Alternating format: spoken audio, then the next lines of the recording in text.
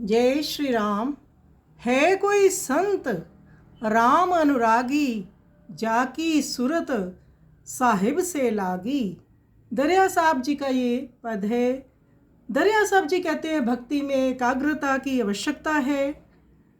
ऐसा परम संत वही है जो प्रभु से प्रेम करता है, हर समय उनके संग रहता है, हर समय उनका सानिध्य में रहना चाहता है। उस भक्ति से वो बाहर नहीं निकलना चाहता। दुनिया उसको नहीं भाती। वो प्रभु के भाव में इस तरह से बह जाता है जैसे सरिता समुद्र में समा जाए। जहाँ देखे वहाँ मछली को पानी ही पानी नज़र आता है। सब जगह उसकी भक्त की दृष्टि बदल जाती है। उससे हर समय हर स्थान पर प्रभु के दर्शन होते हैं।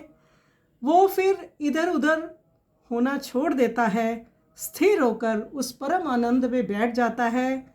वहाँ से वो टस से मस नहीं होता। यदि एक बार भक्ति रूपी पारस किसी को छू ले, फिर वो लोहा नहीं हो सकता। अगर भक्त एक बार प्रभु के रंग में रंग जाए तो वो भक्त फिर प्रभु का ही हो जाता है, उस पर दूसरा रंग नहीं चढ़ता। तो बहुत सुंदर ये पद है। आइए सुंदर पद का हम श्रवण करें।